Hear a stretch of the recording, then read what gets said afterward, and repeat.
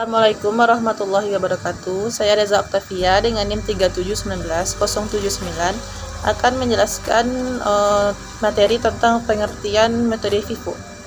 Metode FIFO adalah barang pertama masuk, berarti barang-barang tersebutlah yang pertama kali keluar.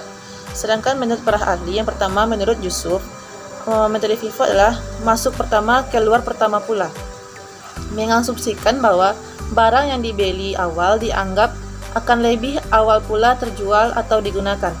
Sedangkan menurut Mulyadi, barang yang pertama kali masuk diasumsikan keluar pertama kali juga. Kesimpulannya, barang yang pertama kali diproduksi, maka barang itu juga yang pertama kali dijual. Contoh, kita memproduksi suatu barang atau menjual barang untuk pertama kalinya, maka barang itu pula yang akan terjual untuk pertama kali juga. Metode FIFO. Sistem metode FIFO ada dua. Yang pertama itu sistem periodik.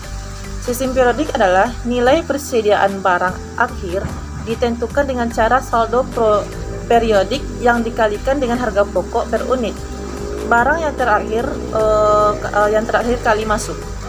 Sistem perpetual yaitu apabila digunakan metode buku, maka setiap jenis persediaan akan dibuat kartu persediaan yang terdiri dari beberapa kolom yang digunakan untuk mencatat mutasi persediaan. Sekian dari saya. Baiklah, Assalamualaikum warahmatullahi wabarakatuh. Perkenalkan, nama saya Anes Yakni dengan NIM 3719062 akan membacakan materi tentang metode FIFO. Nah, di sini saya mendapat pembacaan dua materi. Yang pertama keunggulan dari metode FIFO. Yang pertama mudah dipahami dan diterima secara universal. Yang kedua meminimalisirkan pemborosan. Yang ketiga laporan keuangan sulit dimanipulasi. Yang keempat menghasilkan harga pokok. Yang kelima penjualan yang rendah. Yang keenam tingginya hasil laba kotor. Selanjutnya kekurangan dari metode FIFO. Yang pertama pajak yang dihasilkan lebih besar. Yang kedua laba yang dihasilkan kurang akurat. Yang ketiga menampilkan laba terlalu besar. Yang keempat yang sewaktu-waktu akan jatuh secara signifikan apabila keadaan pasar tidak normal. Mungkin hanya itu yang dapat saya sampaikan. Sekian, terima kasih. Assalamualaikum warahmatullahi wabarakatuh.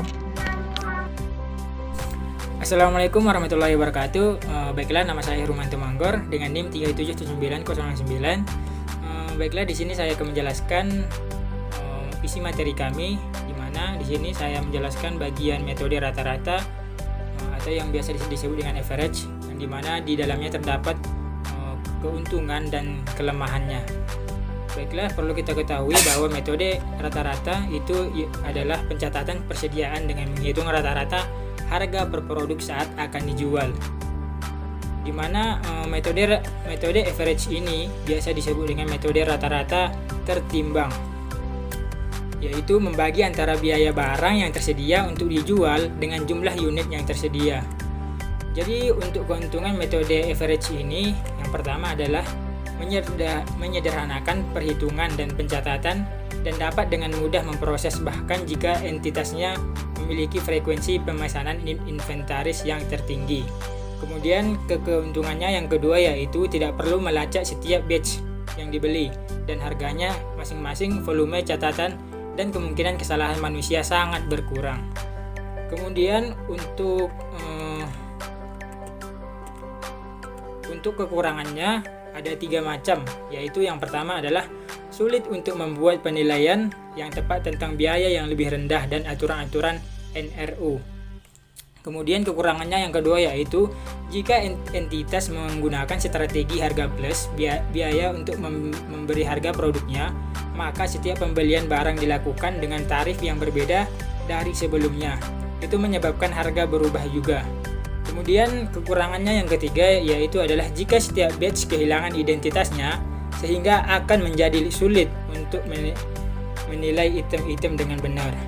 Baiklah, mungkin hanya itu yang bisa saya jelaskan tentang metode rata-rata atau average. Sekian, terima kasih. Assalamualaikum warahmatullahi wabarakatuh.